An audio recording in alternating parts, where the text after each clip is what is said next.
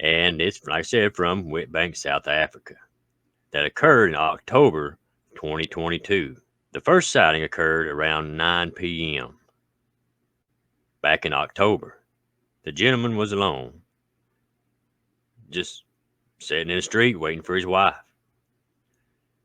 Said that he started to feel uneasy and looked up, and there was a figure standing in the darkness down the street from him. He looked away for a second, and then it was gone when he looked back. After this, he decided to stand up and go see what it was. And that's when two dogs come charging toward him, looking like they was going to attack him. When the dogs got about 2 meters away, they just stopped right in their tracks, then turned and ran the other way as if something scared him off. That's when he saw the thing standing directly in front of him. It opened its wings and took off into the sky. It looked like a cross between a bird and a man, and it looked dark brown in color. Now, the second sighting took place on December 23rd, 2022. This was sent over by the gentleman's wife. They were walking over to a shop near the house about 8 p.m. to buy a few things when a truck with two people in the back of it stopped. They noticed that the two in the truck were looking up at something. The lady says she began to feel the feeling of dread and looked up. That's when she noticed what she described as a creature looking like what her husband had described to her previously. A large, bird-like man with a giant wingspan. It was in the air, flying in circles just above them. At this point, they decided to turn around and head back home. Along the way, they looked back a few times and noticed it was still flying in the same spot. They swore to each other that they would not be going back outside under any circumstances for the rest of the night.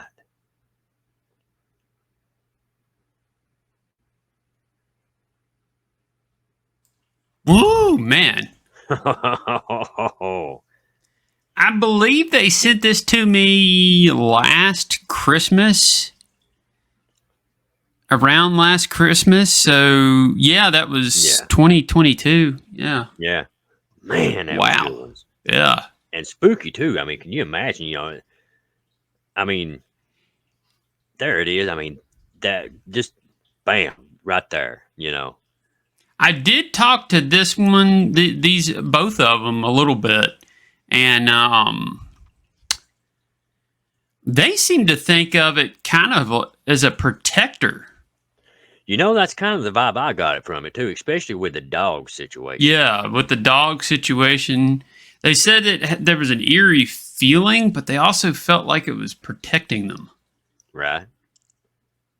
I mean, who knows? Maybe the feeling of dread may have been because of the dogs. Maybe it was telling them to go, or oh yeah, to leave because of the dogs. They may have been in danger. Mm-hmm. But we have gotten a lot of stories about Mothman from people who believe that Mothman is a protector. Yep. So, who knows? Mm-hmm. Excellent story, though. I think definitely is. It's an oldie on here, but it's a goodie. This story came from, I guess, a paranormal researcher that was working on a project in Plainview, New York, on an old road. I forgot the name of it. Sweet Hollow Road is the name of it. I think it's the source of a bunch of urban legends in New York or something like that. I'm not too familiar with stuff in New York. I'll go ahead and get into the story. Hey, Spooky Appalachia, you know that video I did on Sweet Hollow Road? When I was out there researching for the video, I ran into some other paranormal investigators who claimed they saw an odd creature the night before. They showed me a drawing that they made of the creature, and I didn't really think about it for a while. So what happened was the group was investigating the area looking for the White Lady of the Woods. They said their equipments began to pick up words like get out, leave, go now. They said maybe we should listen to these words and decided to head back out. And that's when they ran into something like they've never ran into before. They described a dark brown creature that looked half man and half bird, but it had red eyes and it was resting under a tree. They got even more startled than when they got the EVPs and took off out of the woods. After they left, they drew for each other what they saw, and sure enough, they saw the same thing, and they later showed me these drawings. I didn't know what it was until later when I saw one of your stories on the Mothman. Hope you enjoyed the story and keep up the good work. Man, oh man. What a story indeed. Mm-hmm. I mean, golly. I mean, can you imagine, running into other people and then, everybody having an encounter? Mm-hmm. Man. She said they came back. I'm not sure I would have gone back, would you? That's a big negatory for me. They came back and told her about it. Yeah, that's just a big no for me. She told me that all kinds of weird stuff. There's like a witch or something that used to be out there that supposedly haunts it, and a couple of other haunts on that road or something. She sent this in back in 2022, so my memory's a little bit fuzzy on it, but I did get this sweet Mothman story, didn't I? That you did. So I wonder if the Mothman creature set off their equipment or if it was something else. I don't know, man. It makes you wonder, or maybe a little of both. Oh, maybe. Spooky to think about, though, that's for sure. It's spooky for sure, and that's what we specialize in here, isn't it? That's right. So this one came from a fan's neighbor who was living in Gallipolis, Ohio, which is across the river from Point Pleasant. And she had an encounter with what she thought was a Mothman creature in November of 1967. I live in Gallipolis, and an elderly neighbor said that when her children were little, during the time of the sightings, sometime around November of 1967, they were in our backyard playing, and they saw a giant bird-like creature flying towards them. She described it as being dark brown colored and having big red eyes, like what was described in the other sightings at the time. She scooped up the kids and run inside because it looked like it could take off with one of them. She also said that behind our neighborhood, they used to take walks along the railroad tracks. And one day, they saw an area in the field where the grass was flattened like a large creature had been laying there nestling. Given everything else that was happening, it definitely freaked her out. Wow.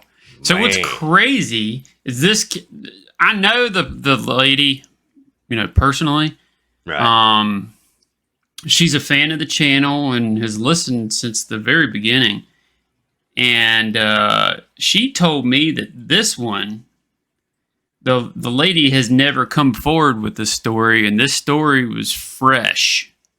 Ooh. So it's a older one from back in the day that nobody really knows about. I think she said that the lady told her in passing or something. Not that she passed away, but, Right. maybe they were doing laundry outside, hanging it up Yeah. or something, and told her or something. But yeah, interesting story. And thank you, Amy, for sending that to us. All right, so the next one in this collection actually came from Point Pleasant itself. Ooh. Straight from the source. Yeah. I believe it happened. December 2022. Ah. Hey, Spooky Appalachia. Thought you'd enjoy this story. Me and my cousin Marcos were in Point Pleasant, West Virginia, visiting some family. While we were driving down Ridgemont Ridge Road at around 9:30 p.m. at night around Christmas, we passed a human-like figure and decided to slow down. We looked out our rearview mirror where we saw a large figure that was 6.5 to 7 feet tall. As me and my cousin rolled down the window to ask if everything was all right, all of a sudden, our reverse lights caught a glimpse of a pair of large beaming eyes looking our way. My cousin told me to floor it and get out of there. We took off down the road. After going down the road a few minutes, everything seemed normal. Until another few minutes went by. When everything had calmed down, my cousin Marcos looked to the right and noticed a large creature flying directly above us. We were going about 30 miles per hour and stepped on the gas even harder, getting up to speeds around 45 to 50 miles an hour. The creature was still following us with ease. With the winding back roads, it was pretty hard to go too much faster, and after about 2 minutes of trying to outrun the creature, we got on County Route 17 and a half. At that point, there was no one behind us. I've never known about this creature until I visited your community. I'm not sure if I'm crazy. Maybe our eyes were playing tricks on us, but I would like to know if anyone else has experienced anything like this. Or maybe I saw the famous Mothman. Wow. Man, God. He did note to me that he hadn't heard of Mothman until he came across my channel. Oh, man. Didn't know what it was. Right. He's a younger guy. Well, that kind of makes sense. I mean, that would actually put a little bit more, credibility to his theory or to his story. Because here it is. You don't know what it is. You just know you had a strange encounter. Then imagine you go across here's his YouTube channel, and bam, it's about what happened to you. Yep. And it's like, man. And can you imagine, being in their shoes? Here it is, having that experience, seeing something that tall, and you're driving, up to like 50 mile an hour, and it's keeping up, with ease. So, golly. Whew. We've had a couple of similar stories to this too. It fits the bill for a bunch of them, I think. Yeah. It follows a vehicle that's out on its own at night in secluded area. Mm-hmm. Yep. And how awesome is it we got one from Point Pleasant? Yeah, for real, man. I mean, the area itself, man. I mean, how neat is that? Yeah, oh, definitely. Definitely. Well, we thank you for this story. And if you've got one like it you'd like to send in, you can email us at spookyappalachia@gmail.com.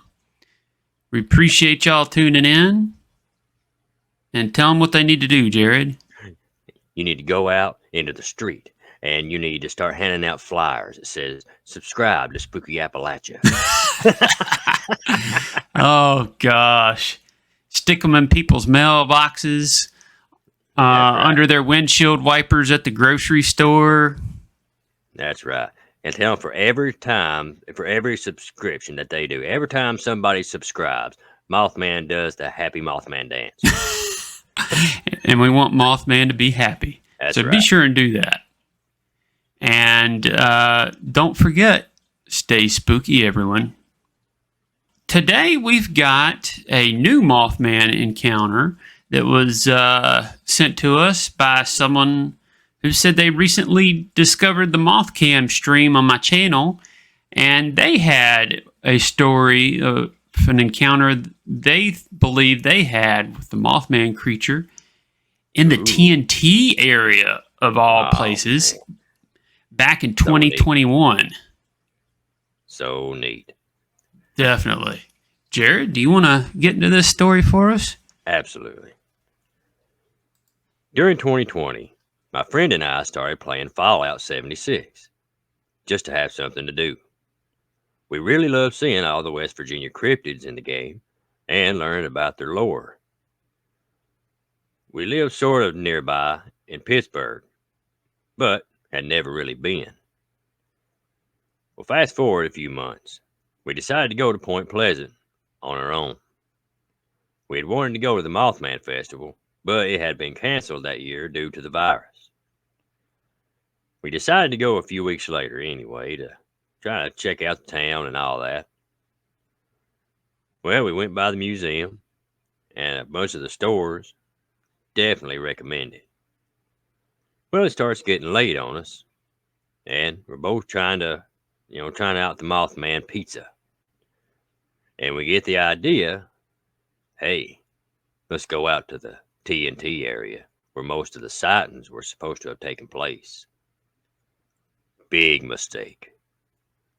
We get out there just as the sun is going down. Due to lack of planning, we only have our phones for flashlights. But we checked things out anyway, and even went to some of the bunkers.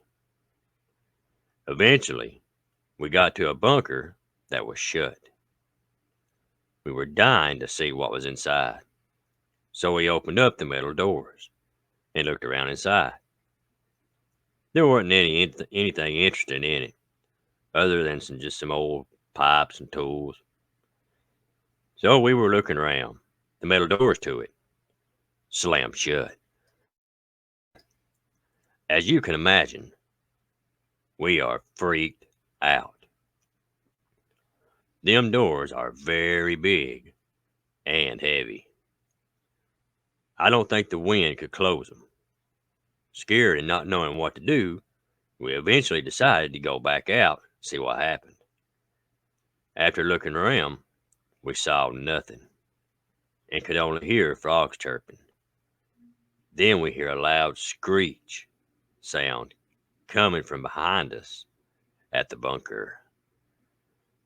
We turned around and saw a figure way on top of the bunker. I shot my phone line at it and only saw a dark colored figure for a split second, and then it was gone. I can't say for sure. It all happened so fast, but I think it had orange or reddish colored eyes reflecting back at me. Now I can't stop wondering if I actually saw the Mothman. Wow. Man, That man. is nuts. Yeah. I mean, that might be one of the wildest ones we've got. We've gotten, I don't know. That's pretty it's wild. Up there. One. Yeah. Yeah, I agree. It's definitely up there. Yeah. I mean, get back to being there and it getting real late and you're in one of the bunker and then bam. I've been out there several times. I can't say I've ever had the, I guess the desire to go out there at night. Oh, I can imagine so, man. I don't want to. Yeah, I would definitely have absolutely no desire to go out there any place like that at night. There's no way. Oddly enough, though, this isn't the only paranormal experience story we've gotten from the TNT area either. Yeah. Like I said, yeah, we've got quite a few. It's just that one, man. That was just wild. Yeah. Man. Well, we thank you for sending this in. Definitely. Absolutely. I won't say your name on here, but thanks. And for the next story in this collection of stories, we've got one that came from Wyoming, I believe. I was out taking bat population surveys in late August of 2020. I was sitting by the bank of Sugar River in Wyoming. It was an extraordinarily quiet night when I heard a whoosh sound. And then I got an uneasy feeling. When I heard it again, I looked up and saw these red eyes on a very tall figure. I couldn't take my eyes off of it, and it seemed like it couldn't take its eyes off me. Then before I knew it, it was gone. And this has bothered me ever since, because as somebody who has studied wildlife ecology and I work in the field, I couldn't explain what it was. To this day, I still can't. And I didn't really want to come out with this publicly because I thought I would be laughed at and lose any credibility I had in my field. I know what I saw, and I have an uneasy feeling about it, and have had uneasy feelings about going out at night ever since this happened. Thank you for listening to my story. Golly. Yeah. Saying it that way, I kind of... Yeah, it kind of makes it pretty credible. I mean, because, it's especially somebody that, I mean, even though, they, kept their name private, they, they kind of put their career on the line, because of, ridicule and things like that, because a lot of people in a lot of careers, if they did come forward saying something like that, they would probably be the laughing stock of the place, Yeah. So, if I said I had a Mothman story, I don't think too many people would bat an eye. No. But yeah, man, amazing story. So this week's story is a pretty crazy one. It was one of the first ones I was ever sent. I have that Mothman Sightings Facebook group, and I get sent Mothman sightings to post on there pretty often. But this one was from southern Michigan and occurred back in 2019. It's a really good one. Neat. Yeah. So I'll go ahead and get into it. I've shared this story before. I am reluctant to share it again. I'm sure it'll sound like I'm bat shot crazy. Or should I say crap? Either one works. But the truth is, this happened without a doubt. I live in southern Michigan of the USA. A couple years back in 2019, I was on my way home from a friend's house. It was around 11 p.m. I was alone in my F-150 truck. I was sitting at a red light about a mile from my house. I was completely sober. I don't do drugs or drink. There were no other cars at the intersection, just me. As I waited for the light to turn green, something fluttering caught my eye in the rearview mirror. At first, I thought it was a big bird, but as I continued to stare, I saw that this was no bird. It was huge, flying about 6 to 8 feet above the road behind me, heading directly at me. It was probably a good city block behind when I saw its wings flapping. As it got closer, I could see each wing had about a 6-foot span. It had a human-type body and was all black. I froze in fear. I may have even stopped breathing when I saw its big red eyes looking right at me. My mind raced, trying to justify what I was seeing. My eyes darted quickly around, looking for flags, banners, some kind of something that would possibly tell me what had created the image I was seeing in the road. There was nothing. It just about reached the bed of my truck when the light turned green and I broke my stare, then floored it out of there. Funny how your mind races and your body freezes while you're trying to justify what you're seeing. That was the most awful fear I have ever experienced. When I got home, I was trembling. Reality set in.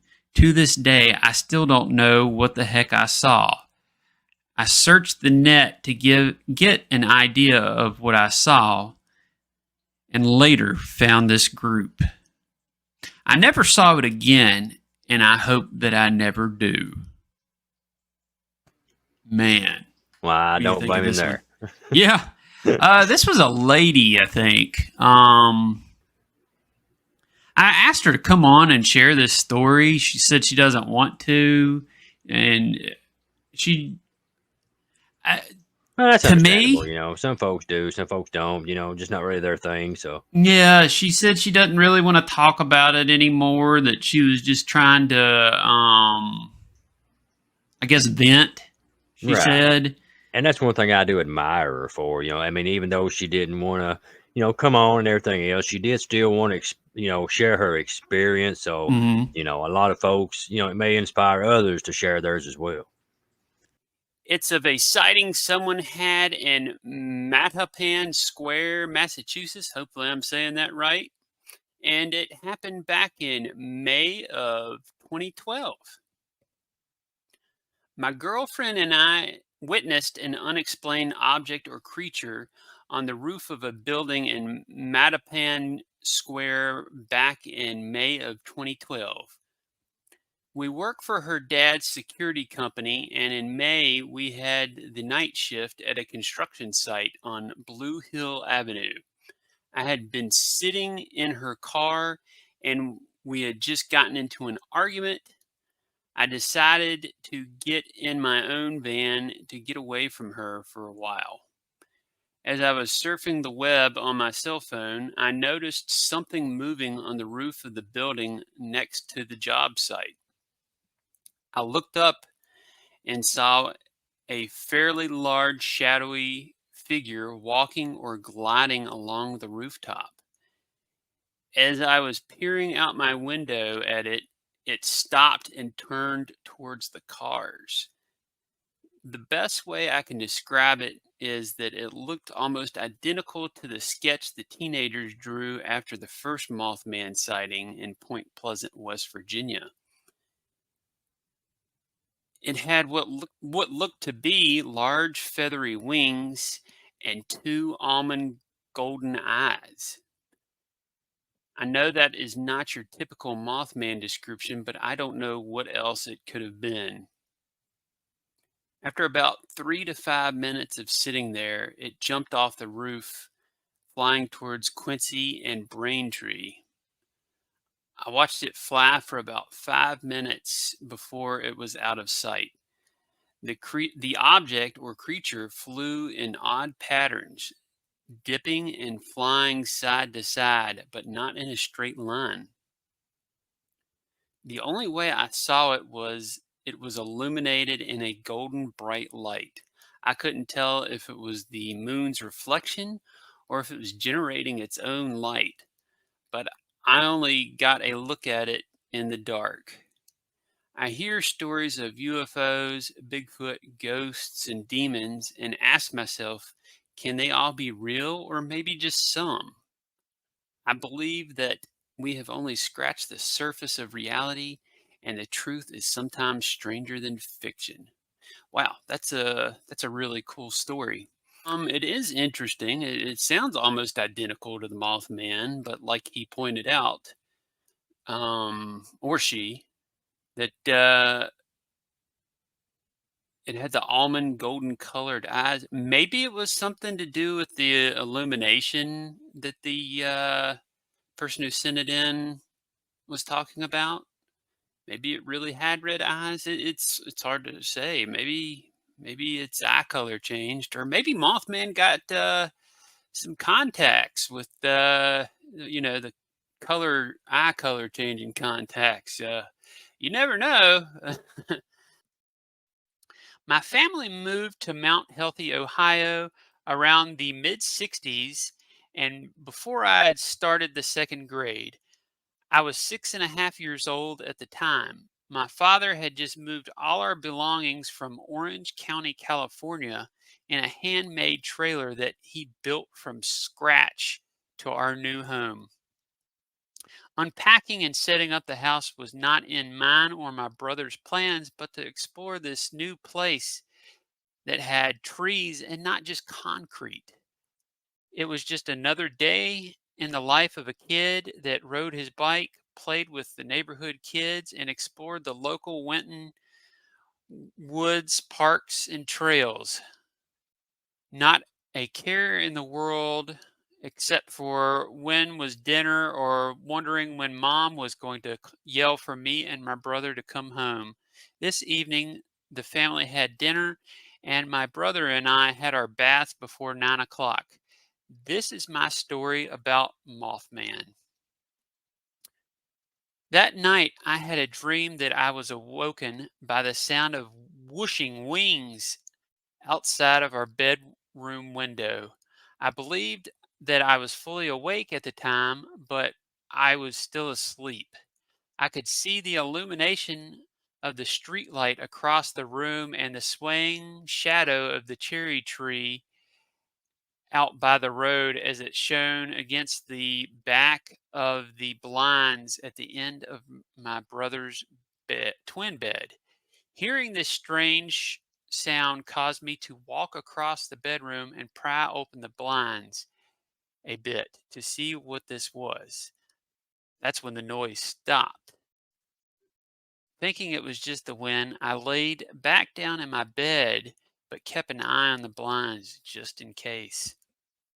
As I laid there, I heard the wings again, but this time a tall shadow appeared in the window, which blocked out most of the street light, and it was as if it was the shadow of a large bird or bat. I froze. After a moment, it flew away from the window with that strange whooshing sound of wings again. Then it started to fade. Getting my nerves up, I went to the window, pulled back the blinds to only see the street and hear a flapping of wings in the distance, and darkness was all that I could see. At this point, I was sure something was out there, but still did not know what it was. Again, I laid back down in my bed. My brother was still asleep. As I laid there, I heard the whooshing of wings again, but this time it was outside the window above my head.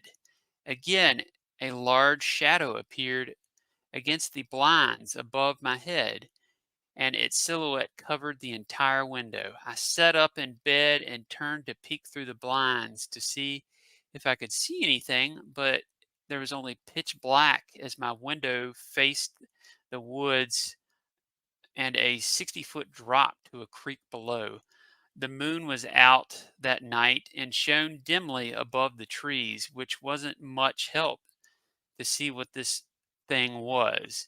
At this point, I was getting scared, and when I decided to cover my head with a blanket and wish it would go away, about that time I heard the wings getting louder and louder beside me outside the window. I sat up abruptly, and this bat like creature came crashing through the window and knocking the blinds down on top of me. I woke up screaming. I was tangled in the bed between sheets, blankets, and whatever else could get in my way. My mom and dad came running down the hall and turned on the lights to my room. They found me sitting up in bed crying and swinging my arms hysterically. They calmed me down and told me that it was just a dream and that nothing was out there, and showed me that all the blinds and windows were intact. I could not go back asleep. Did this really happen? Did I see and hear what I saw in the dream state to be real? It felt real to me. I can still recall this night 60 years ago as vividly as it had just happened yesterday. Wow. Big thank you to the fan who sent this in. Could it be Mothman? Maybe Mothman was causing this fan who sent this in to have the dream or whatever was going on. I mean, it's possible. He didn't get a good look at what it was, so I guess it's hard to say for sure that it was Mothman. But why don't you guys let us know what you think it is or was in the comments below? The first for us. So, without further ado, let's get to the story. I've seen a few people make posts looking for something fun and scary to do, so what better time to tell you about our trip to Cairo, West Virginia the other night. First, we stopped off at the old school to take a quick tour inside, but we were chased off by bats. So we went down another road, which ultimately got us lost and scared that our vehicle would roll off the hill. Well, that didn't stop us. We continued out to Silver Run Tunnel 19, but instead of walking, we decided to drive through. Upon coming to the opposite end, we looked over at a picnic table and saw what looked like two bright red lights on top of the table. The odd part was the lights would appear and disappear. So two brave souls from our group got out and took a look at them. They actually picked up two tea candle lights that were sitting out, but they were so cold and had never been lit that they couldn't use them, so they kicked the candles out into the woods, and we backed the heck up and sped out of the place. Then we decided to stop in the middle of the tunnel and turn the lights out while my son-in-law and another fella got out to check things out. We locked the doors and decided to speed off just to mess with them a bit. But then my son-in-law came hauling butt back to the vehicle and starts begging to be let back in. Once again, these two red lights followed us into the tunnel. Mind you, there were 6 of us, and we all watched these lights blink like they were eyes. And then that's when I decided to step on the gas and book it the heck out of there.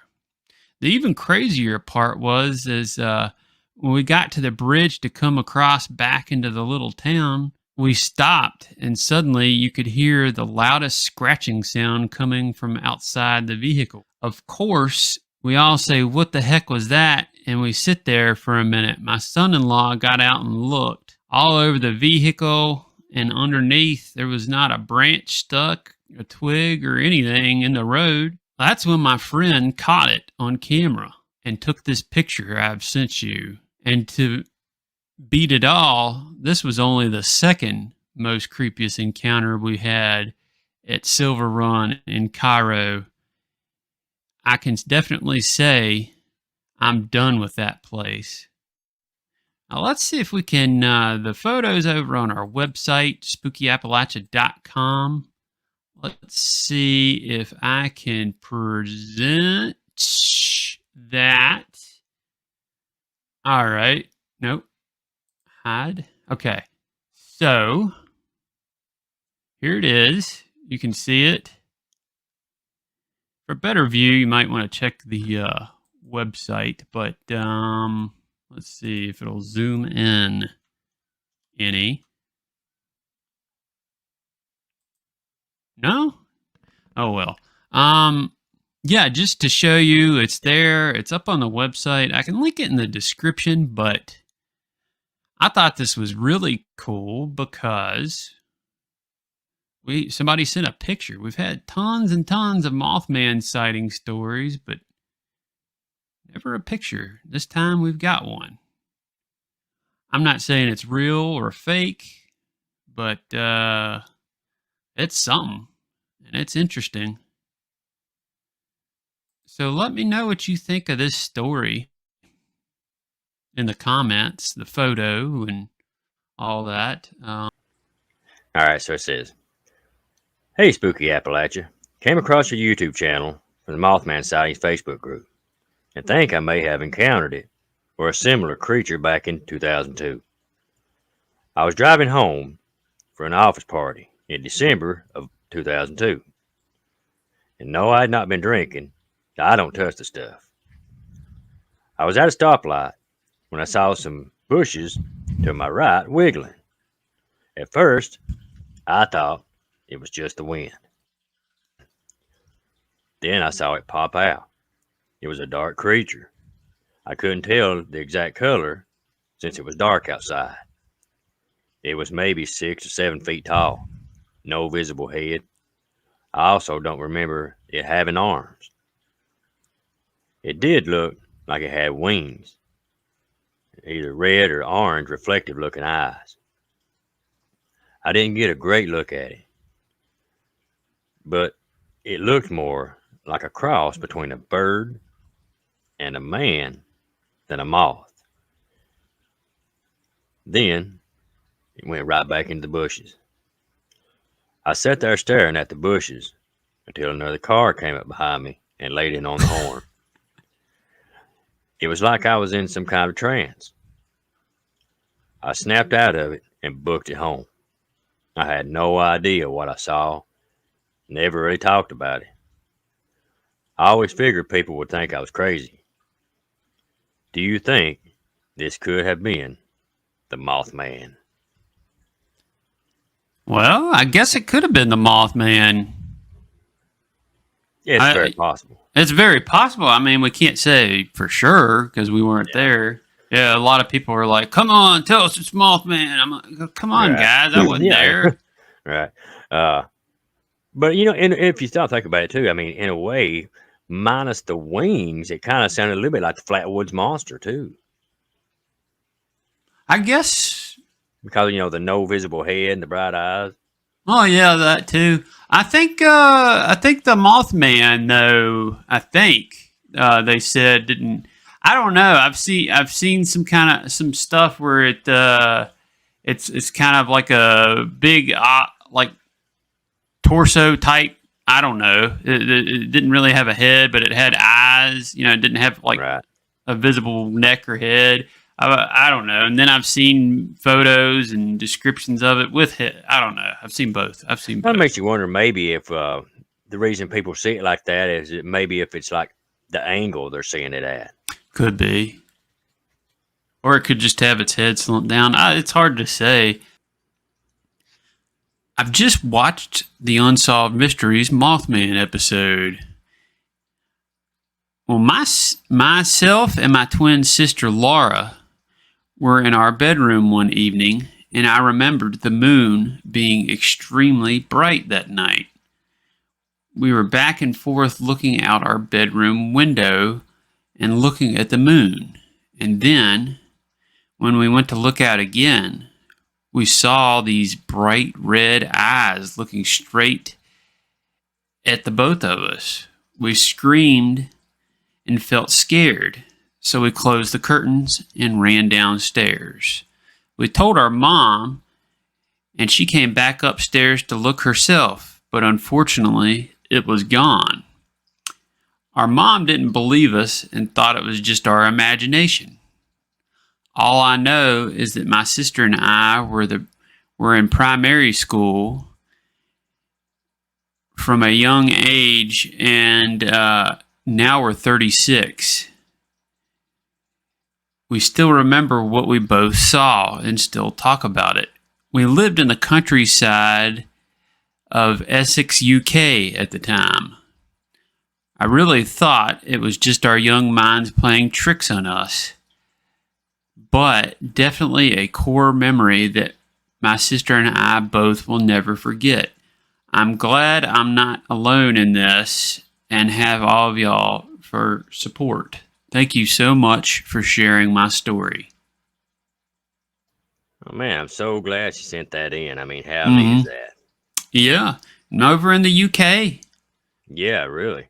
And for those of you that may be wondering, when they was talking about primary school, that's their version of elementary school.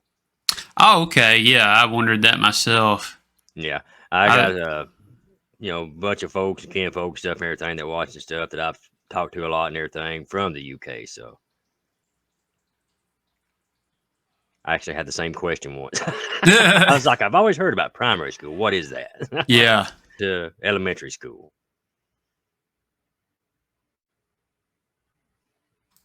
Well, now I know. Yeah, yeah. Now we know. This is the first of a bunch of Mothman sightings we got sent. Now, I will admit we got sent a bunch that I wasn't too sure of, and then there was a few like this one. I was like, yeah, I can feature this one. Right. I could see something like that. Oh yeah, definitely.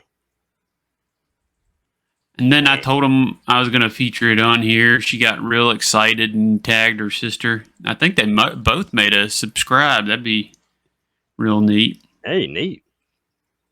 Yeah. So if y'all are listening to this, thank you so much for the story. Just hello there. Sure, you probably get thousands of emails about strange happenings and bizarre events, but I have something for you too. I haven't heard of Mothman until today as a result of what happened to me last night and early this morning.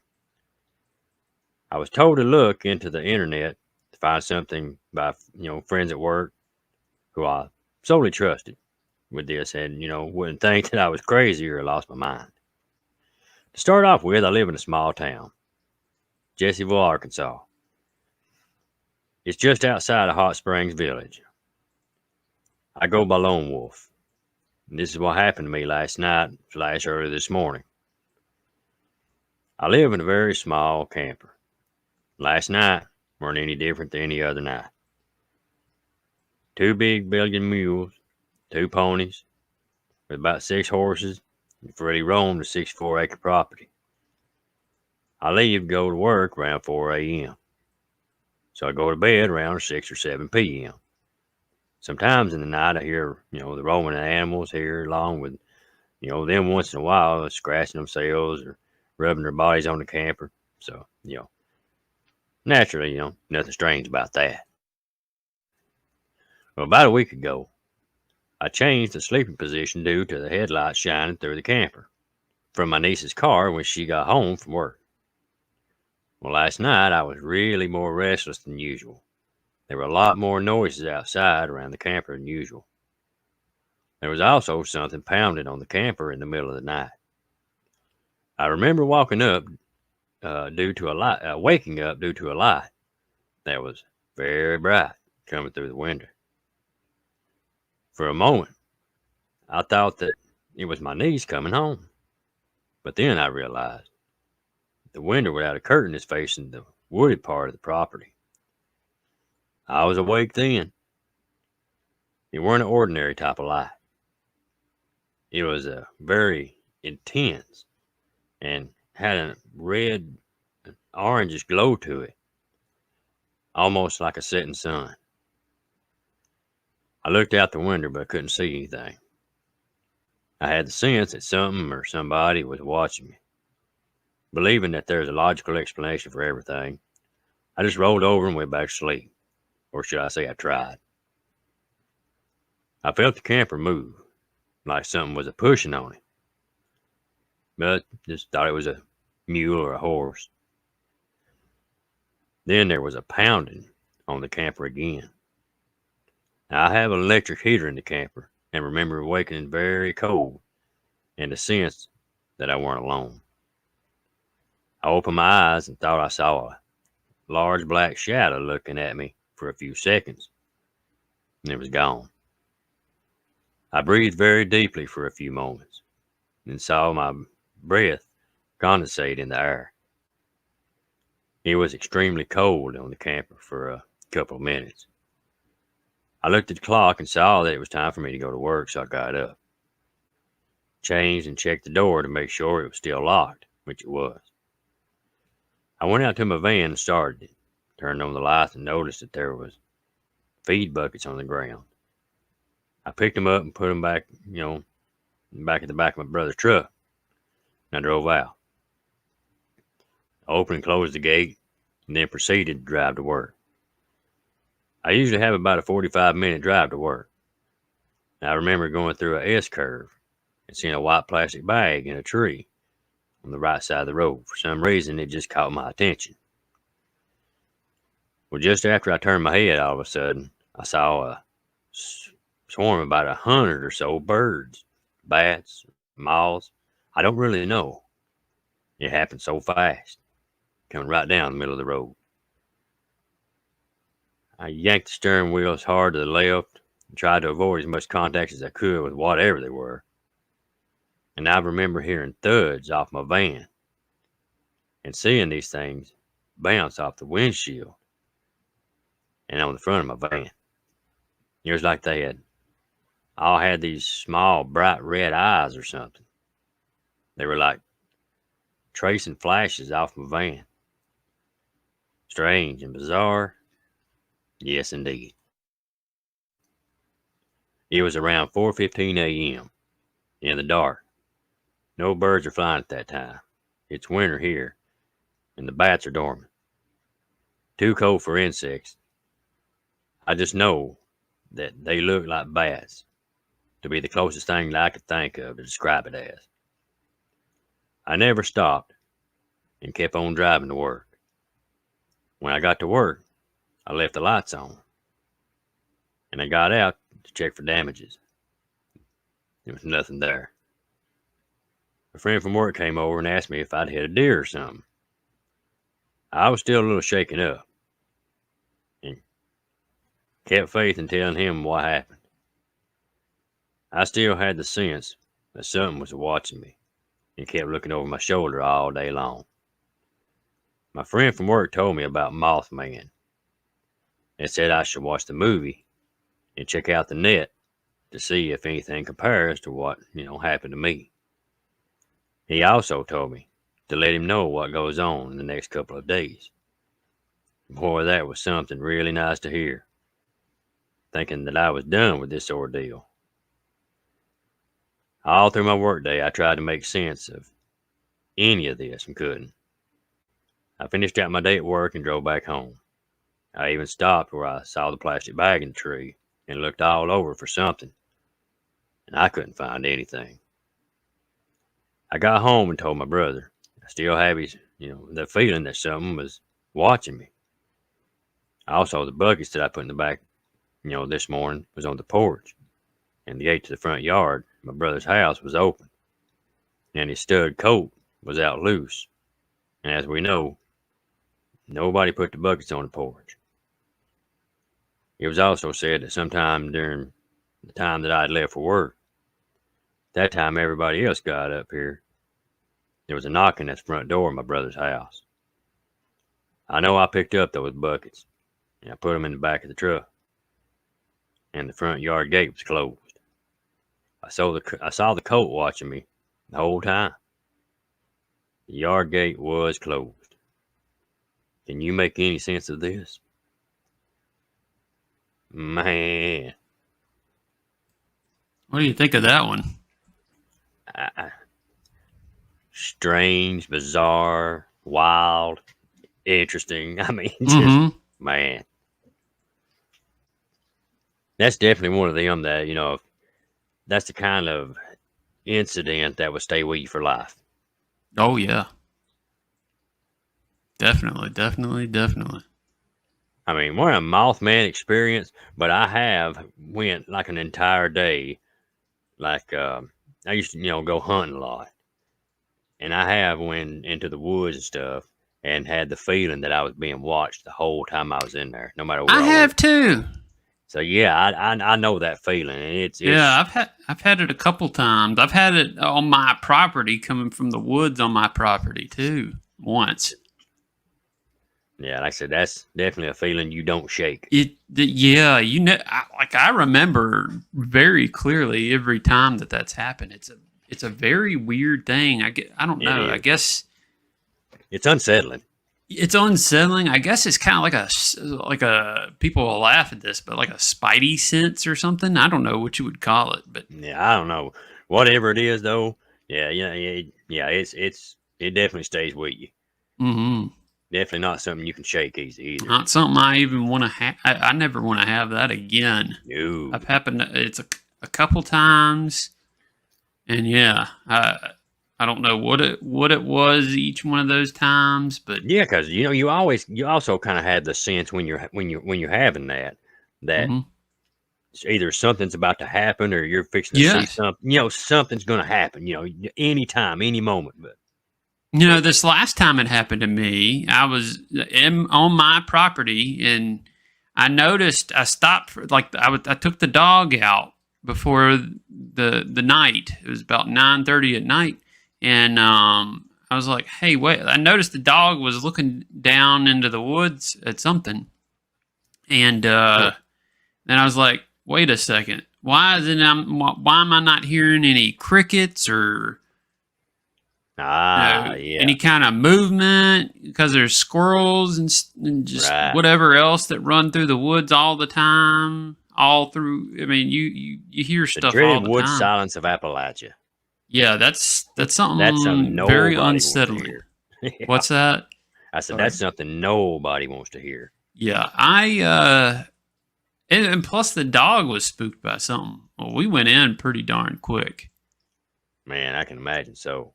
Yeah. But now, if a lot of like if maybe new subscribers or new viewers, or it's just somebody watching, if you're not sure what we're talking about, here in Appalachia, anybody that grows up or been around, in the mountains or the woods or anything like that, 24/7, there's noises in the woods. Yeah, Crickets, 24/7. bugs, critters, the breeze, wind, trees shaking, something. There's some kind of noise constantly.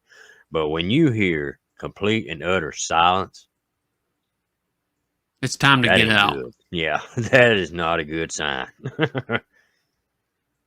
I didn't turn my back and run. I kind of backed away. I think that's probably the best thing to do in case Yep. it's some kind of predator. Yep.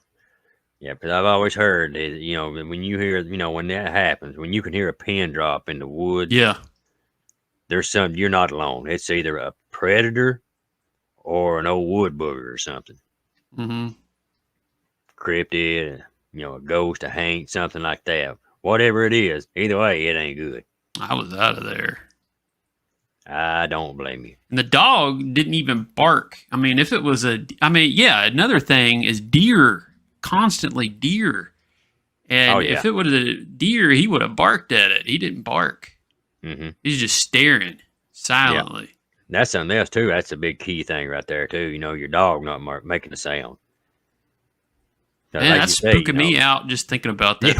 It does kind of give you a chill, don't it? Yeah, it does. Like, man. Hey, folks got a twofer on this one, didn't they? Yeah, buddy. Hey, folks. Welcome to another Spooky Appalachia story.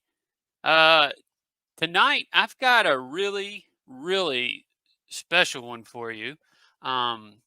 I've got one of the original Mothman sighting witnesses from 1967 on. Her name's Linda. And she's going to be telling her story of what she witnessed one night back in 1967. How are you doing, Linda? I'm fine. How are you? Just excited, nervous. This is awesome. Thank you so much for agreeing to do this. Oh, you're very welcome. It's therapeutic for me because every time I speak about it, it helps me to come to terms. Yeah. Mm-hmm. Well, so should we? I don't know. I'm trying to think how to start this off. Is there any background information you want to give before you tell the story? Yeah, I'll tell you where I'm from and Okay, where I live now. Uh, sure. I grew up on the banks of the Ohio River in a town called Pomeroy, Ohio. And Pomeroy sits right on the river, and right across the river is the town of Mason, West Virginia. And Mason is about 20 miles north of Point Pleasant, where the original Mothman sightings were back in November of 1966. I was born in Mason, West Virginia, but like I said, my home was right along the river, right across from Mason. You go across the Pomeroy Mason Bridge and into Pomeroy, and we had a home that was about probably 100 yards from the river. And I grew up in the 60s, and of course that was a really different time than now. Things were a little bit more laid back. Kids had a little more time to go out and explore.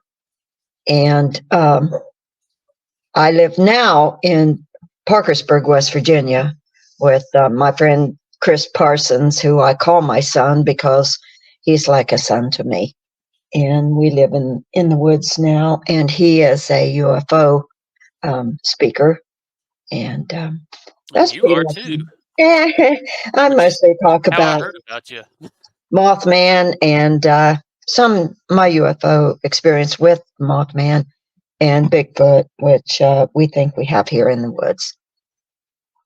Nice. So, So I can definitely, if you want to, have you on for other stories in the future.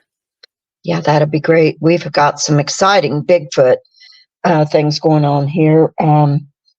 Structures and footprints and noises and bangs, and I saw a creature once. Oh wow. But the latest was about a week ago that I heard the calls, and that's what I do with my spare time. Is I go out in the woods, and I was out there before yesterday. You know, I am part Native American, so I'm used to the elements and nature, and that's where I find my peace is in the woods. I think that's a trait that runs in all of us that have that ancestry. Because I've talked to you about it. I'm like that too. Yes, I think you're drawn to nature, and nature's drawn to you. And it seems like all of these things from my beginning of my life until now has included things like spirits and ghosts and animal spirits and cryptids and the unknown. And it's left me to be more of a psychic empath. And I try to follow that line because I use it now to help others. Oh, that's good. That's a really good thing to do. Thank you. Well, do you want to, I guess, get into the story? Oh, yeah, Talk that's about what fine. that happened, or I guess when did it happen exactly? April the 15th, 1967. My boyfriend lived in Mason, West Virginia, which is, like I said, across from Pomeroy, Ohio. And we'd been dating just for a little while. And of course, the prior Novembers when Mothman was sighted down in Point Pleasant by some kids, he chased their car, several of them. And then one of them, she was in the TNT area, which is an old munitions plant. And at the time it was abandoned, but during World War II, they made material for bombs. But that's where they were out there riding, looking for the UFOs and encountered the Mothman. So my boyfriend and I would go down there occasionally, and we called it the bird. Everybody Mm-hmm. everybody didn't know what it was, and of course my dad said, well, it's some kind of crane or something, it's just a giant bird. But this thing could fly, almost 100 miles an hour and was about 8 feet tall and had big red eyes. And we didn't think that's what it was. So kids would congregate in Point Pleasant, West Virginia to look for it. And it was all over the news back then. My dad was talking about it to me one day. It was all over the place, he said. Mm-hmm. And there were people driving from all over the region to try to catch it. You go down there in the evening, especially, on weekends, and just hang out and look for UFOs. We saw some lights in the sky, but I think a lot of it was just congregating to do. Back then, there wasn't much to do. You could go bowling, or you could, just go to the soda shop or the Dairy Queen or whatever, or to the movies. But in the 60s, there wasn't a whole lot to do. So, all of us would get in our car and a bunch of us together, and we'd all go down there and we'd look for it. And this one night, he came and picked me up about 7:15, and it was still daylight. It was April. There weren't any leaves on the trees, but, it was relatively warm. We had shorts on. And we go across the Pomeroy Mason Bridge to Mason. He said, I'm going to take us to a different place and see what we can see. And so I said, okay. So we go to Mason, and we turn right up through this country road. And this road we go through is a gravel road, and it's about a mile and a half maybe outside of the town of Mason. And it goes back into the hills. And we go to the top of the hill. And he said, this place right here, there's a farmer that wants me to help him do hay. Well, he had a horse, and we used to ride out there on the horse. But this time we were in his 56 Chevy, excuse me.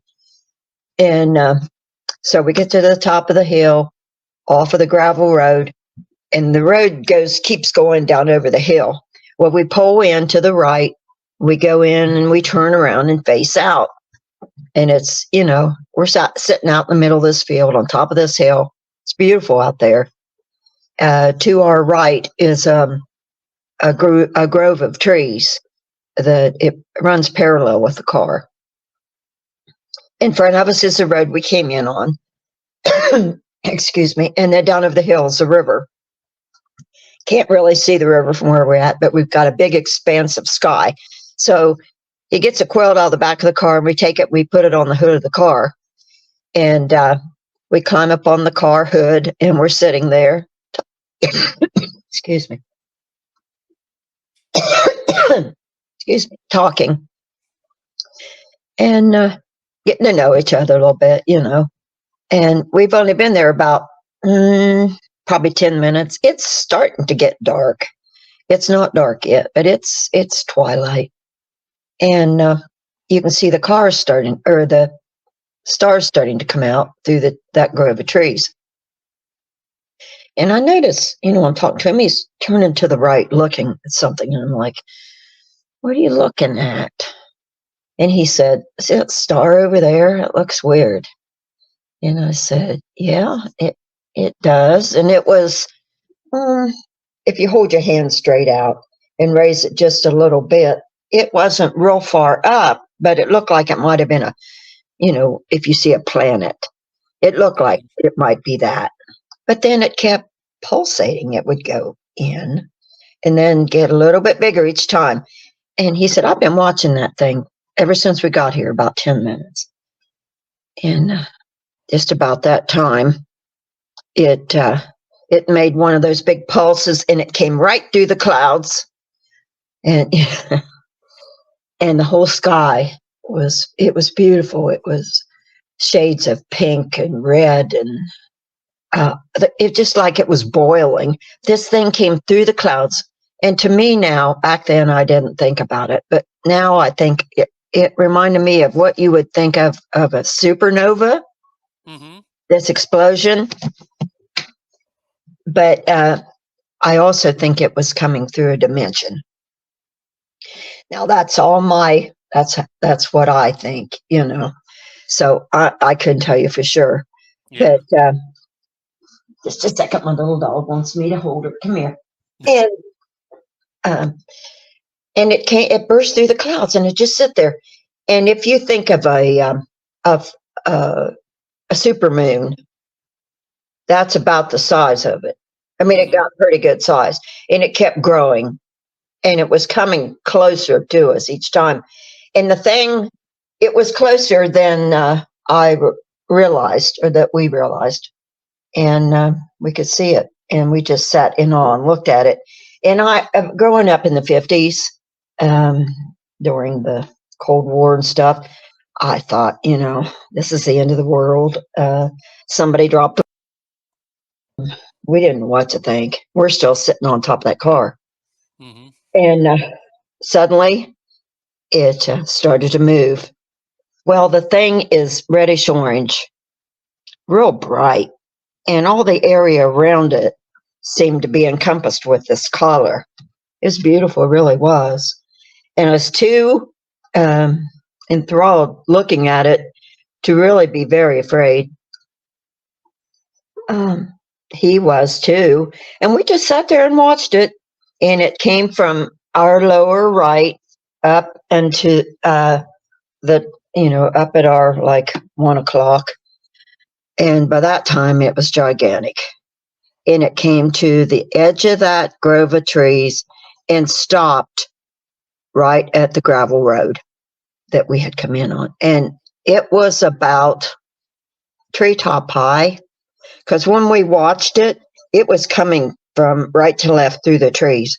And it was going up a little bit as it come through.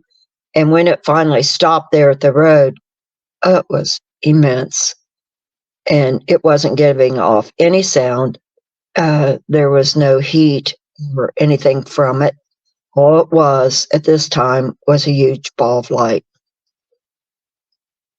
So he said, "You better get in the car." Of course, we're just still sitting there, and I got my mouth open looking at it, and I relive it every time I tell it. And it just all of a sudden started coming toward us. And we're out in the middle of this field. We're back about 50 yards from the road. And it's traveling really slow. And it comes up and over the car. And it is so big, when you raise your head and look at it, all you can see underneath is lights. Now, when it came toward us, and I've heard other people say this too, but when it came toward us, it was a ball. And when it got on top of us, it was flat with a dome. And at this time, it was still, this time it was still red. And I'm just trying to understand what it is. Well, here's where I have some lost time, and this is pretty fantastic. But the next thing I remember, we're both in the car, and I'm on the passenger side, and he's behind the wheel. And I look at him, and he looks at me, and we both look up. And I lean out of the car windows are down. I lean out the window, and I'm looking up, and I see the bottom of this thing, and it's making noise like just a real kind of a sucking noise, but nothing real loud. And there's no heat, but there's lots of light. The whole area where we're sitting is all lit up. The inside of the car is lit up. All around it's lit up. And he tries to start the car. He said, "We're getting out of here." And of course, he has a little bit of trouble getting us started. And he starts to pull out. And as he pulls out, the object starts to move. And it moves from left, we move forward, and from our lower left in front of the car at the bumper is this creature standing, and it jumps in the air, and it flies from left to right, just in front of us. And I'm like, "What's that?" And, he pulls out so fast, and he's turning left, and he's riding, and he said, "It's a UFO." And I said, "No, what is that? Didn't you see that creature?" And it was man-like. It was about 8 feet tall. That's how I just tried to think about what it looked like. Grayish black. It had its arms back. It had wings, but I called it arms. And it reminded me of how Superman would look. You know how, if you're familiar with Superman, he just took a jump and he was gone. Mm-hmm. That's how this thing did. It did not flap its wings. It did not make any noise. It flew right just almost over the top of the hood of the car from left to right and up into the trees. And my boyfriend's driving, and turning left out of the field, and we're bouncing all over the place. And I'm hanging out the passenger side. And back then we didn't have seatbelts. And I'm like, look at that thing. I'm trying to get us out of here, Linda. And I can remember hearing the gravels of that car, the wheels, the gravels were flying everywhere, and the UFO's flying over top of us, and it goes straight down over the hill. And the creature goes to the right up in the trees, stops, and turns around. It is dark enough that it was like you've been outside when there is moonlight and you can see through the trees. That's the kind of thing it was. And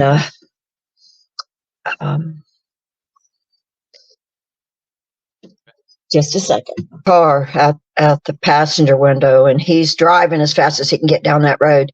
And I said, did you see that? And he said, yeah, I saw it. It was a UFO. And I said, well, yeah, but didn't you not see the creature? And he said, I didn't see a creature. And I said, well, let's go on down the road here there was a strip mine down there, and they weren't working down there anymore, but it was an abandoned place where we could pull off to the left. I said, pull in here and let's get calmed down. I want to tell you what I saw. And then I want to go back up there because I know it's sitting up there in the trees and I want you to see it.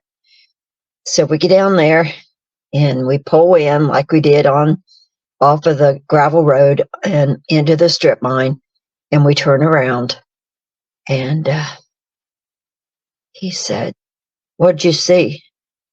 And I said, when you started the car, there was a creature standing there right to your left, and it flew up over the hood of the car, and it flew up in the trees to the right across the road there. And I said, I think it was that Mothman thing. And he said, oh, I don't know, Linda. I didn't see it, but, So we got ourselves calmed down. I said, I think I want to go home. I just want to go home. And by this time it was dark. And I looked at my watch. And back then we always wore a wristwatch. It was 8:30. It was 7:15 when he picked me up. It took no more than 15 minutes to get over there. We'd only been there about 10 minutes and we saw that UFO. What happened all that time? He said, I don't know. And I said, well, there must be a car coming up the road from where we came from, up on the hill where the object was. I said, there's lights coming up that road. I said, somebody's coming and we should probably go ahead and go home. He said, okay. I don't want to go back up on the hill. I said, okay.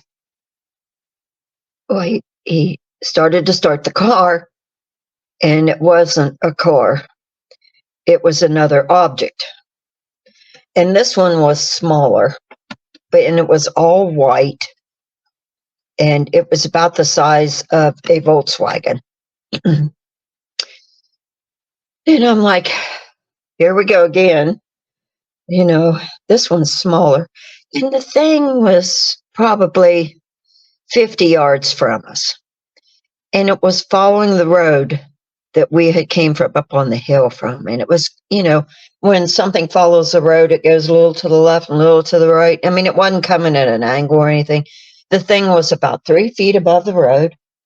It was about the size of a Volkswagen, perfectly round. And it looked like an iridescent or incandescent light where, you can stare at it. It won't hurt your eyes. And it wasn't making any noise. Like, is that creature? What is that? And he goes, I don't know. And it traveled the road until it came like parallel with us and it stopped. It's like, oh no, and we sat there and looked at it, and all of a sudden here it came, and it came right to us, and it stopped, and then it went right to the hood of the car, and it was probably a couple feet from the hood of the car, above the ground. No noise, just light in this big ball. We sat there and stared at it, and I said, can you see anything in it? He said, no. But it felt like it was trying to communicate with us. Does that make sense? It does. And it felt like an entity in itself. It didn't feel like it was harmful. It felt like it was trying to communicate something to us. Now, I don't know how long it sat there, probably anywhere between 5 and 10 minutes, because we talked back and forth among ourselves about maybe getting out of the car and approaching it. And we sat there and just tried to see windows or whatever. But all the time we sat there, we weren't afraid, just more like filled with awe of anything. And all of a sudden, it went right up to the very hood of the car, and it went whoosh, and it was gone. And the car filled with light, and I can remember that bright light. And I was on the floor of the car. When it started coming toward us, I got down on the floor. And then when it was gone, I looked over at him, and he was slumped over the car, over the steering wheel. And I'm like, oh, okay. What was that?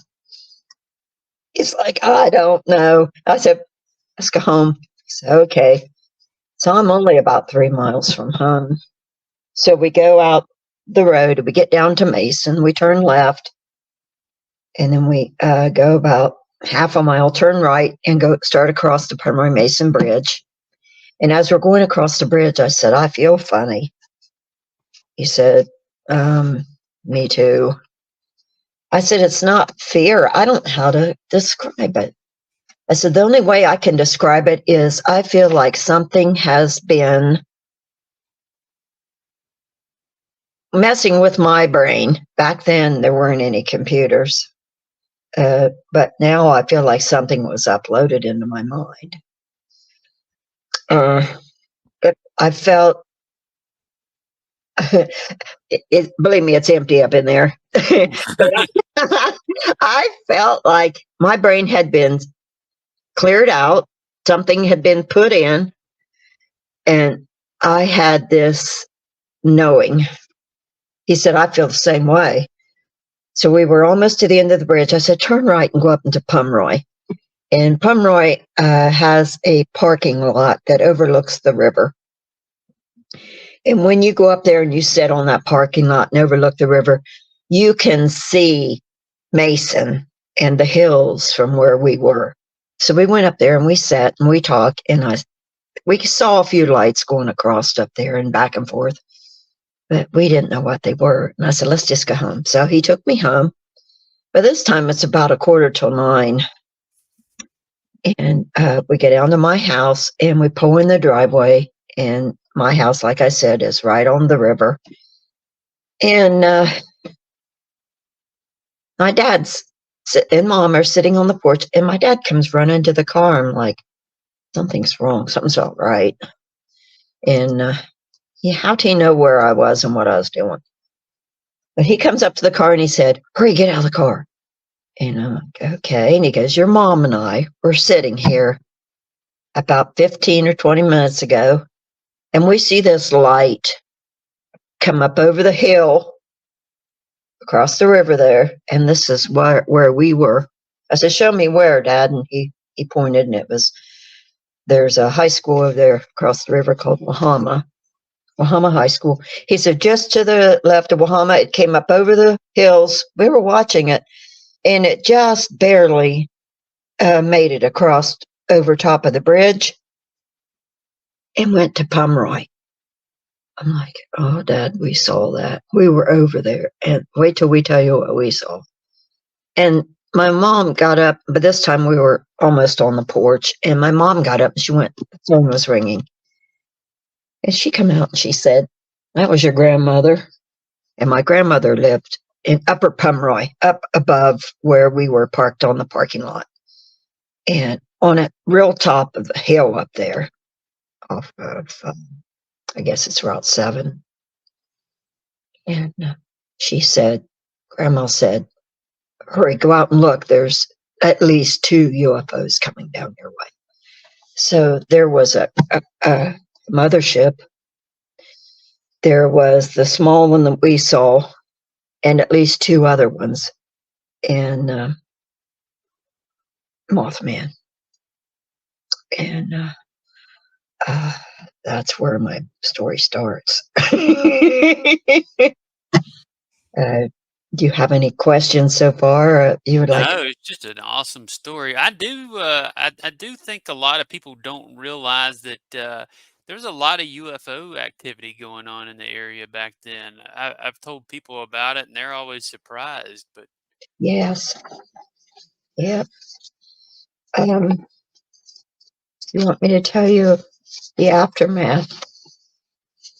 I remember an MIB sighting you had. I think you talked about.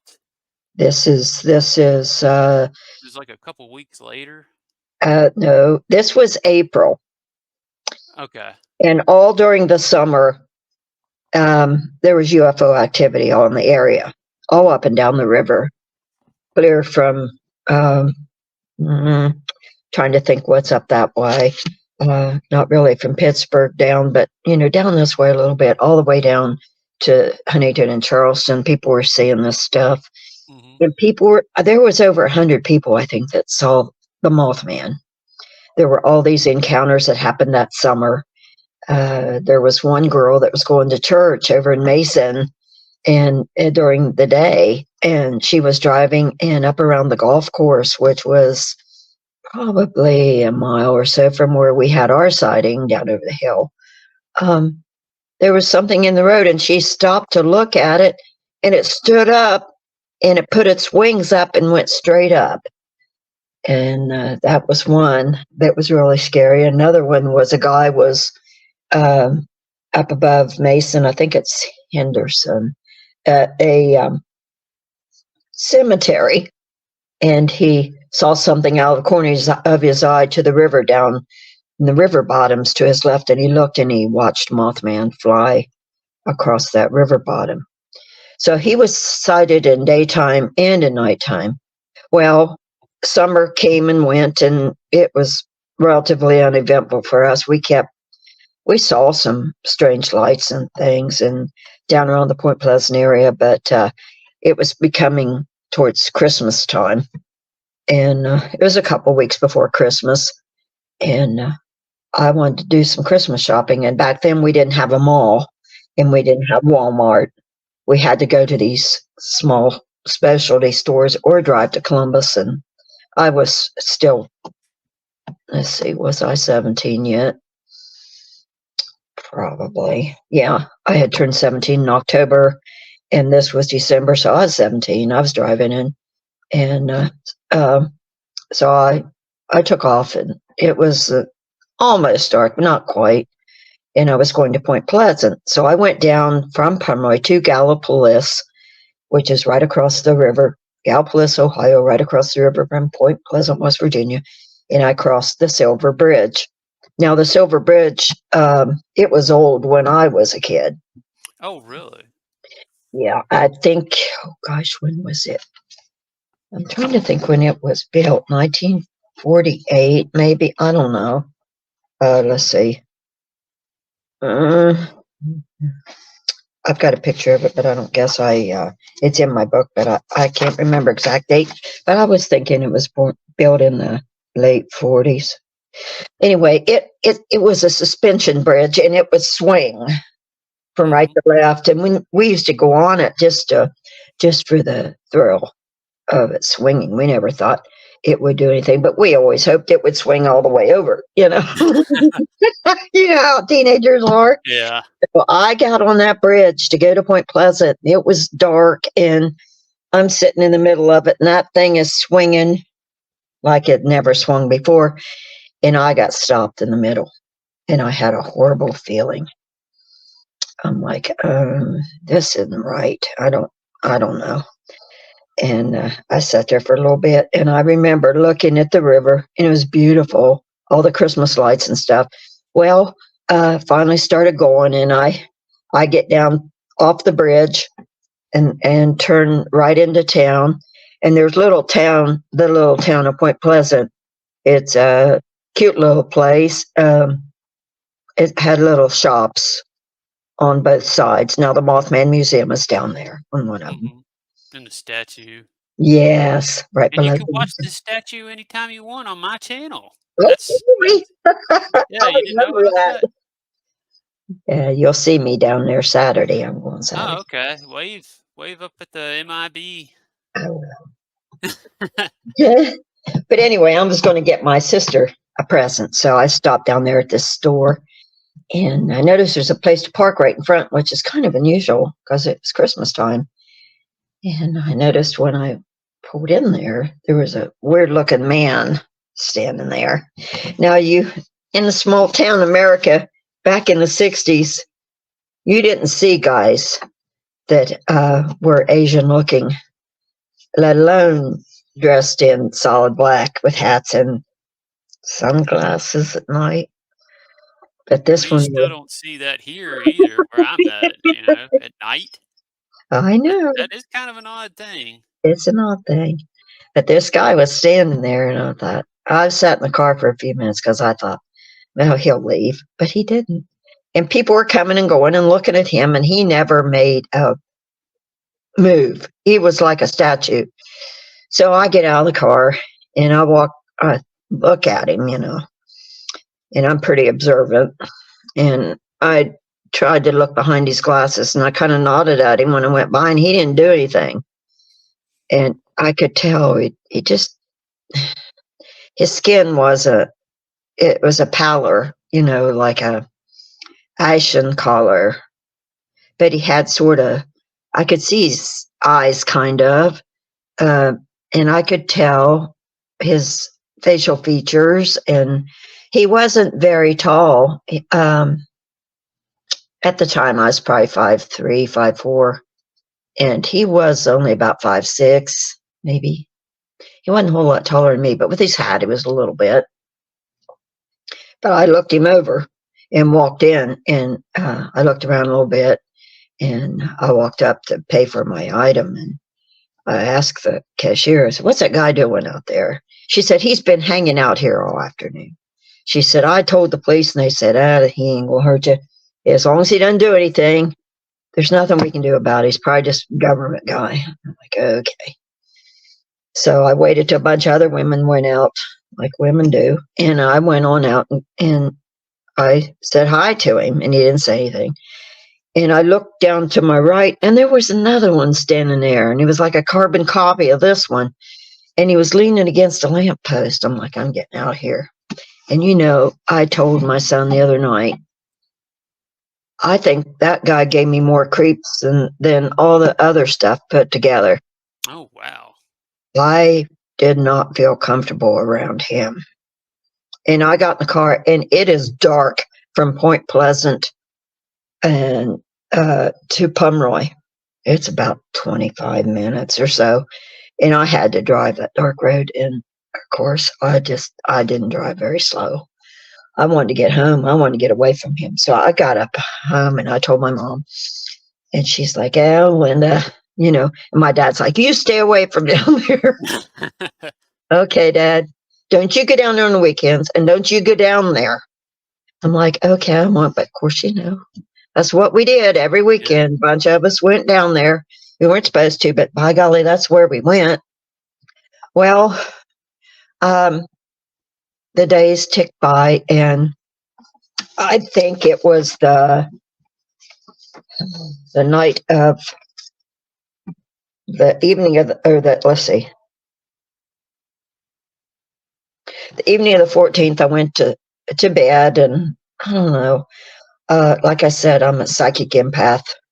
Back then, I had psychic abilities, and I saw things, and I felt things, and I went to sleep. I had trouble sleeping, but I went to sleep, and I had a dream. And in my dream, I remember there was a lot of water, and I couldn't see the surroundings, but I could see the water, and I could see headlights down in the water, and I could hear metal crashing, and I could, strange thing, packages, Christmas packages floating in the water, and people crying, and ambulances. And I'm like, oh my God, what is this? And I got up and I told my mom, and that morning, and she said, oh, just go on. You're just having a dream. Of course, she had dreams too. And she said, don't worry about it. Just go on about your day. You got to dance tonight. You're going to have fun. You go enjoy your dance. Christmas is coming up. Your sister's getting married. We got a lot to look forward to. She tried to give me pep talk, but I still felt uneasy. So that evening, stayed over after school to decorate for a Christmas dance. And a bunch of us were in the school auditorium. It was the evening of the 15th of December, 1966, 67. There's a typo in my book. Oh. Anyway, it was 1967. And I'm like, the band was supposed to be there at 5 o'clock. At 5 o'clock, nobody came. And that was pre-cell phone times.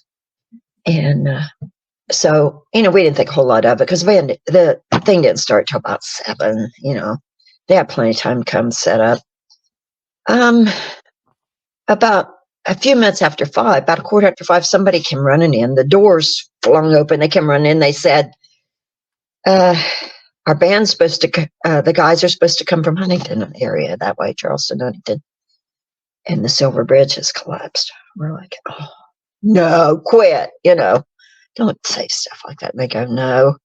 And we don't know if there's anybody on there or not. And then we waited a little bit. About 5:30, someone had come back in and said they heard from the guys that they were like 3 or 4 back from going across that bridge to come up to Pomeroy through Gallipolis. And there was ambulances and stuff. So if they'd been a little bit sooner, they may have been on the bridge. Mm-hmm. So they were able to come up from Point Pleasant through Henderson, and up to Mason, and across to Pomeroy. And then we went ahead and had our dance, but nobody was in a whole lot of a mood to, because everybody lost somebody on that night. I knew some kids, their dad perished. That was the only one I knew. But I didn't know until I read the Mothman prophecies that other people had that dream. And I was going to say, I heard of other people having that same dream too. I think it was from Mothman prophecies. So. Yes, but I was shocked. I saw the movie, and it described it just like Mary Heyer. She was from the Athens Messenger, and she had a business, an office down there in Gallipolis, I think, and she had the dream. And a couple of the other Mothman witnesses, they had the dream. And I'm like, oh, what's going on? Well, time went by, and I graduated when I was 17, and this was the winter before I graduated in 1968. I always had trouble in school. I was on the honor roll a lot, but I missed a lot of school because I had a lot of psychic dreams and problems. And this whole mess was seeing that creature and everything bothered me, but I couldn't understand why it bothered me that much. I got married. I had children. I went through divorce. I got a computer, and I thought, I'm going to get help for this. I'm going to find out what's going on. So I started getting hold of some people that were more knowledgeable in the area of UFOs. So I reached out to MUFON, Mutual UFO Network of Ohio, and they put me in touch with the Round Town UFO Society in Circleville, of which I'm still a member. And they asked me to come up and to tell my story, and they would see that it was a safe place. I had been, what do you call it, ostracized. I've been teased, been called a witch, been called an alien, on and on, all my growing up years from when I had my experience. And so I kept my mouth shut, and it bothered me socially, psychologically, emotionally, mentally, physically, spiritually. I had therapy. I talked to ministers because I had the power of discernment, especially from this. So they asked me to come up, and I gave my talk, and I went to several meetings, and they said, would you like to be regressed? And I said, well, what's that? And they said, there is a lady that she does this for people, and she comes to our meetings. She's a licensed psychologist, and she does hypnotic regression to help people with different things. And I said, I've got to get some help. This is just eating me alive. I know something happened to me during that era, and I want to know what happened. So she's like, she came to the meeting. I met her and set up an appointment to go to have the regression done. I was apprehensive, and I didn't think that, honestly, I didn't think, I didn't know. I thought it was all a bunch of hooey. I didn't understand regression. They taped my regression. It's on the roundtownufosociety.com. I'm not sure it's on the Facebook page of Round Town or not, but if you go to the web page, you can watch it under Linda's story. But I suggest you fast forward through the first few minutes of it, because it's just her talking to me and getting me settled down and telling me what it's all about. Anyway, she put me under. And she said, asked me at first if I wanted to remember everything. I said, I have to know what happened that night because there was lost time. She said, I'll pull you out if I think that you need to be brought back out. And I said, okay. And she said, you'll be aware of everything that's going on that I'm telling you. It'll just almost be like a dream state. And it was. And she was wonderful. So what happened? She said, tell me where you want to start. So I started at where he picked me up, and we went across the bridge, and we went out, and we pulled into the area, all that. I told her all that. And it was like I was right there in that moment. I knew what I was wearing. I knew what he was wearing. I knew what the weather felt like. I could see the surroundings. I could see the trees. I could see the night. And then I saw the UFO. And then she'd say things like, not leading, but can you describe it to me? Describe what's happening to you. And I told her about it coming over top of us and me sitting on the car. And she said, can you tell me now what happened? What's happening? And I said, I'm just sitting here looking at the car, and I'm looking at the UFO, and I'm looking around. I can't see the sky. The thing's so big. And I'm looking to my right, and he's gone. And I'm yelling for him, my boyfriend, where are you? Where are you? And I remember slipping off the car, because when he got up, that quilt let go, and I was sitting on that quilt, and I didn't weigh very much, and I went with the quilt onto the ground in front of the car, and I can remember feeling the heat of the engine against my leg. It was that real. Wow. And I'd look there, and I'd look around, and I'm not really crying, but I'm almost in a panic. I'm like, where are you at? I call him by name and no answer. And I try to pull myself up off that quilt, and I realize I'm sitting on something. And what I was sitting on was a pair of feet. Oh. And I'm praying, oh God, help me, Lord. And I'm sitting on these feet, and I'm like, that's not my boyfriend. I look forward, and it's these dark legs. And I keep looking up, and I keep going up, and it's this creature. And I'm sitting at the feet of this Mothman creature. So I kind of just go limp. I don't know, they pass out. I'm not sure exactly how long I sat there. I know I sat there for quite a while, because I remember trying to get a look at this thing. I think if it's going to kill me, I'm going to remember what it looks like. And I can remember its legs. And it didn't have hair on it or feathers, or it was just like a pair of legs, except they were dark. And of course, I'm sitting on the quilt. The next thing I know, it's reaching down and it picks me up. And I remember I was crying a little bit, but I don't know whether it was able to soothe me. I couldn't see its face, but it had hold of me, and I wasn't really afraid.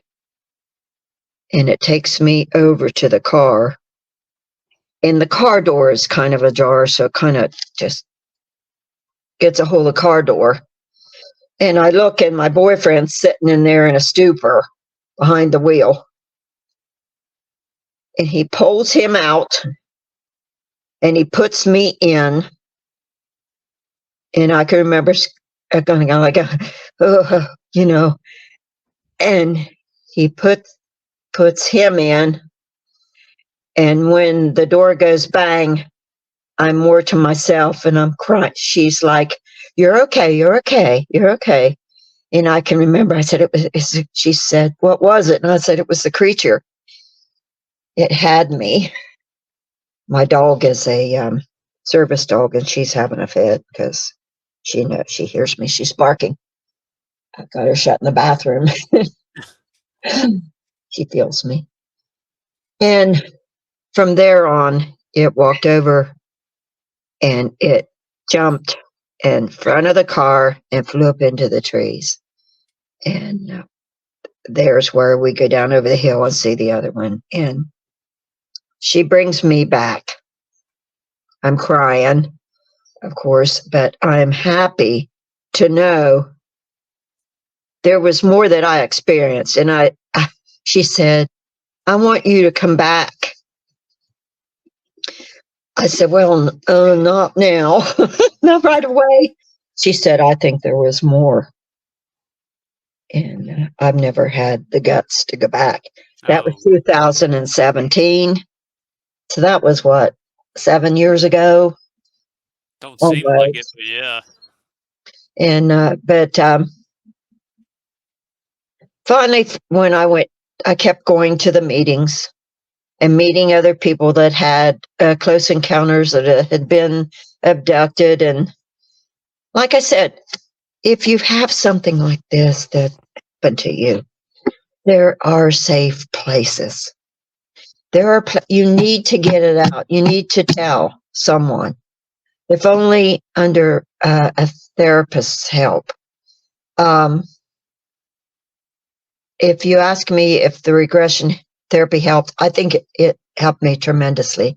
What helps me the most is being around people that have had like experiences, and they would say, Linda, you're nuts. Okay. I might have gone through an experience. I know what I encountered beyond a shadow of a doubt.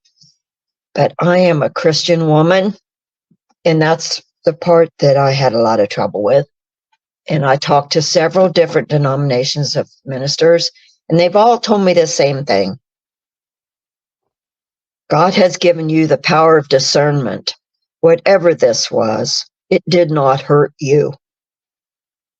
And they said, use your abilities, your psychic abilities, your empath abilities to connect with other people. So that is my story. And that's what I went through. And as far as the aftermath, I've helped a lot of people. I've met people from Arizona, Florida, different places that I travel. I'm drawn to these people. Even in, I went to Bimini with my daughter. I was drawn to a group of people. I met people that had surgeries that didn't tell me. I told them what they had undergone, what their outcome was. I told this girl that her mother had just passed and that she wanted her to know she was okay. I told them names, dates, times. I don't know where this stuff comes. I think I am just a conduit from God. Now, what these creatures or this creature did for me was maybe opened my abilities, my third eye, whatever you want to call it. But that's when I felt something happened to my mind, to my intellect. And this is my calling, I guess, is just to help other people. That was an amazing story. I don't you wouldn't have been able to see, but I had a couple times I heard it before, I told you at the festival, but I had a couple times my jaw just dropped. Yeah. Incredible. And thank you so much for sharing it again, My pleasure. And every time I do it, the thing I want to say to people is, you are not alone. You're not alone. And find out what it means for you to go through this. Seek, look, find. You'll find it. And God has blessed me with so many new friends and so many wonderful things, and I want to continue to help people for as long as I can. And it was a pleasure to meet you and to be able to share my story with you guys. Oh, definitely. I felt the connection with you too. You were talking about how, yeah. Yeah. So it all makes sense. One thing I think that even though it's not real close, I think I have it on other sides of my family, is the Native American aspect. My boyfriend was 3/4 Cherokee, and my 6th great grandpa is Chief Cornstalk. I talked to some of the other people that had experiences, and they have Native American, even Chief Cornstalk. And I think that we're more connected, and it's in our DNA when we're connected with nature. It's just a different type of animal that the Native people are. And that's what I've always lived in the woods. I mean, I go in the woods in the winter. I mean, I gather herbs and mushrooms and anything I can find. And I sit by the creek, and that's where you will find peace, is in those wonderful woods with nature. I think I find the most peace when I'm out fishing somewhere away from people. It's got to be something in our written into our DNA. It's cell memory is what I like to call it. I think that our bodies contain, there's more into that. I mean, it goes down to the cellular level, the memories of all of our generation, of all of our families. Oh, my great grandma, Emma Casto, she was a shoemaker, and the shoemakers were the side of the Native Americans. And also in her family tree, which we did over the last few years, is Sylvia Shoemaker Brown. She was a psychic, and it's a healer. I think we're healers, and whether we're physical healers, emotional, mental healers, whatever we are, and I think we all have that ability. And I just think it might be easier for some of us than others. Yeah. So I just want to thank you. And if you want to read more about my abilities and things that I've gone through and that I can share if I can help anyone, I've got a book on Amazon called Beyond the Pale Moonlight. It's a UFO Mothman encounter. And I'll put a link in the description of the video for it of it so people can find it easy. okay. It's also on sale at the Mothman Museum, Jeff Walmsley. If you get a chance to come to Point Pleasant, I'll go there because the museum is awesome. And he has a front store that has all kinds of T-shirts and sweatshirts and Mothman stuff. I have, I got a license plate to go on the car. I have, this is my new one. I hit a deer in November on that on Interstate 77, and it tore up my other one. But I just got to get my car fixed the 21st, and then I'll put my new one on. And then go to Sutton area to the Bigfoot Museum and the Flatwoods Monster Museum. And those places are awesome too. But I hope everyone can come to the Mothman Festival this September. I think it's the second weekend. It might be the 14th and the 15th this year. It's usually the second weekend, I believe. And like you have the webcam, the Mothman. And a lot of people can't make it watch that. That's pretty cool. Yeah, and everything's free down there except if you want to buy something or have lunch. Yeah. You can go and talk to people. That's what I like to do, is talk to all the I like vendors. to walk around and see all the stuff, and then I run into all kinds of people I know. But I mean, it's mostly just walking around, seeing all the neat stuff. It's so neat. I hate to keep saying it, but neat. I met a girl from Britain, and she goes, "I would like to talk to you." And I said, "Well, come over here, let's talk." And she's like, "Ah," it's like nothing. I just happened to be at the wrong place at the right time, I guess. But these things are real. These creatures are real. What I think they are is interdimensional beings. At least some of them are. From what I saw, sure looked like it came through something. So, but well, definitely appreciate you coming on. Well, I definitely want to have you on to tell another story in the future if you're interested. I'd like you to talk to my son Chris too about UFOs. Sure. He's my people that follow me love stories. I'm sure they'd love them. He has the Bigfoot encounter here where we were under siege one night. Oh, wow. It's pretty funny. Yeah, I'd love to come back, and a great big thank you, and thank you to everybody out there, and hope you have a wonderful new year, and hope it's exciting for everyone. No, thank you. And thank you all that tuned in. I hope you enjoyed this. Let me know what you think in the comments. Don't forget to like, comment, and subscribe, and we'll catch you in the next one. Well, folks, we hope y'all have enjoyed this huge collection of Mothman stories. Most definitely. We definitely have enjoyed these Mothman stories over the years. Heck, we've been getting 2 or 3 years now, something like that. Yeah, been getting them for a while. I said, hope putting them out a lot longer to come.